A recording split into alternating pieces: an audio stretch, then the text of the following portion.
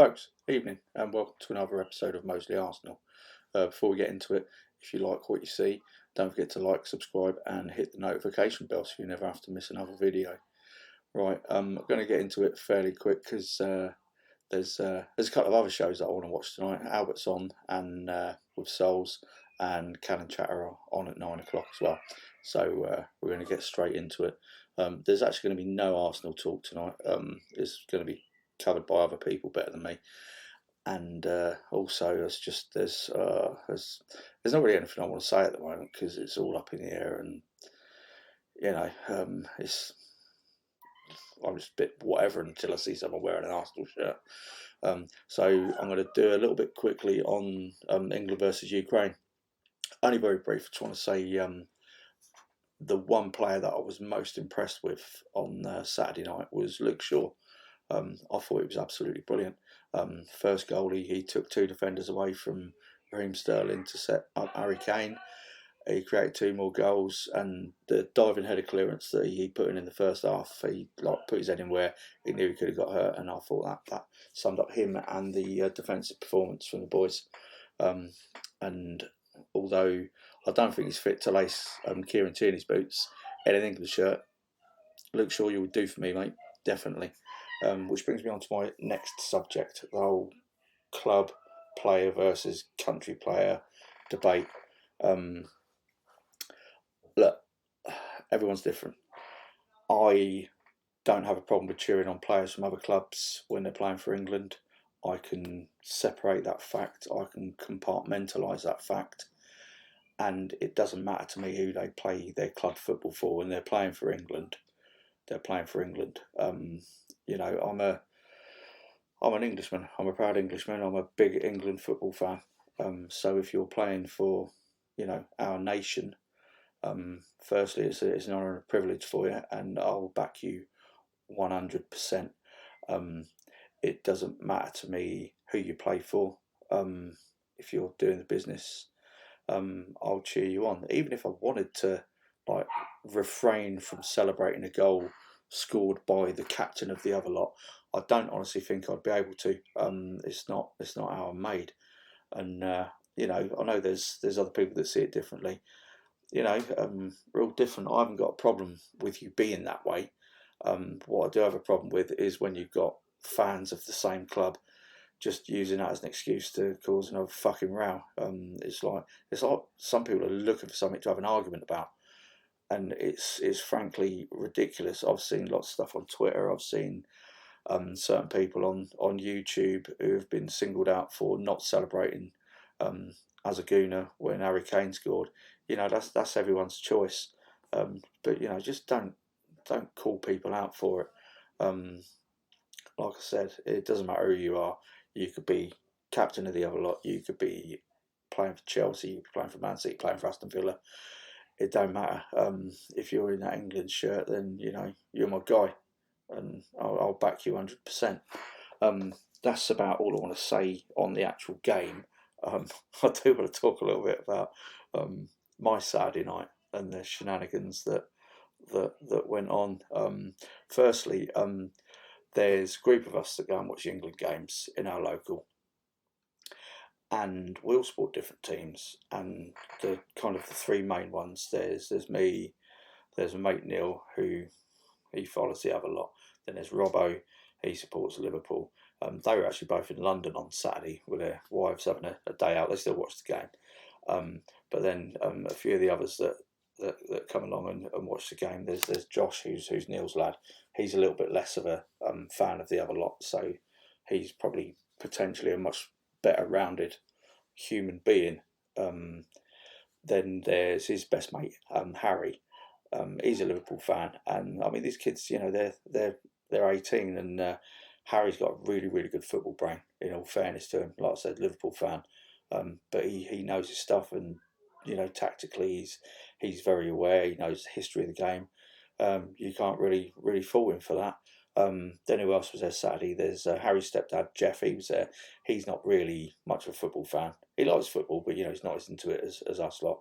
But he does like beer, so that's why he was there. Then you got my mate Ben. He's not really into football at all. He likes motorsport and Comic Con. By his own admission, he's a massive geek, and he started wearing an Alice band like me as well. So he's gone up in my estimations like 1,000%. But he was there Saturday as well, and again he likes beer, so he was having a great time. And last but not least, there was my mate Robbie. And Robbie's a bit new to the group. We only met him probably a couple of months ago, and Robbie's from Aberdeen. He's a Man United fan. Weirdly, he's actually quite an intelligent Man United fan.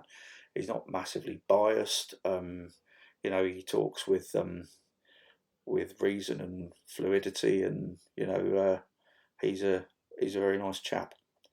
And we kind of we got him to come to the game. I think he wanted to come out for beer anyway. And obviously, like I said, he's from Aberdeen, so he's a very proud Scotsman. And he obviously wasn't going to be cheering for us on Saturday night. So we gave him the name Oleg.